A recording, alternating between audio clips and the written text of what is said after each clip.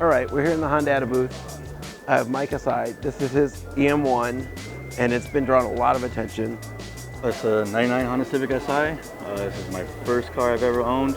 Had it since high school, and it's come a long ways. What was the setup before you decided to go through with this particular version of it? My last setup was more spoon themed.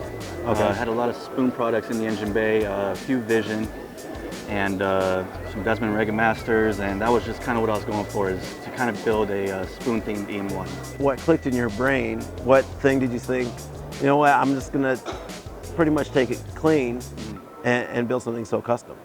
Well, I started getting a little tired with the build. I wanted to kind of change it up a little bit.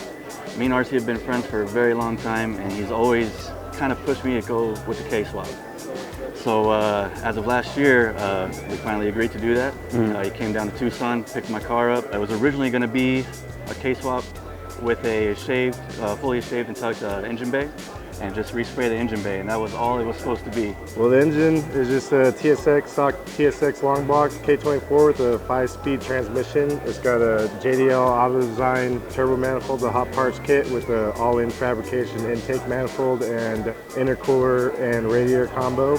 And then we're running the Vibrant clamps and Garrett GT35R. You know how it goes. You know, you start getting more ideas here and there, and this is what it led up to. And I couldn't be more happy with the way it came out. I've never had a car with air ride. That was a real quick idea from the beginning, but we weren't sure it was going to be able to happen, and we couldn't have done it without our sponsors, Airlift Management, Specialty Suspension for the seamless tanks, and D2 Racing for the air struts.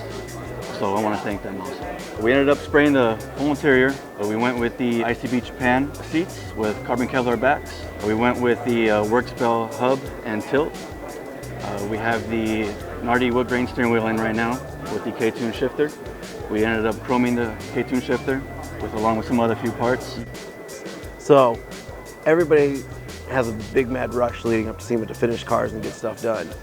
You had a little bit of extra drama, external extra drama, because it wasn't even just the build itself. Yeah, I like to say it was a little bit of drama, but you know, 30 days before SEMA, my shop was broken into and all my tools were stolen, so it made it pretty difficult, you know what I mean? Yeah, how are you going to build a car with no tools? Yeah, exactly. That was like my biggest concern, and like at that time I wasn't even really sure, you know what I mean? I was just like, well, I'm just going to have to figure it out. The whole month is, you know, people brought my tools and like gave me a hand here and there, and you know, barely able to get together with like little tools I had to do, man. Like, probably like one of the worst months of building cars. It was crazy, man. And Frank Recklin, he handled all the paint for us, and honestly, we probably wouldn't be here today if it wasn't for Frank Recklin, because we had so many problems, and you know, when it came down to it, he was able to get the paint handled for us, and it came out amazing.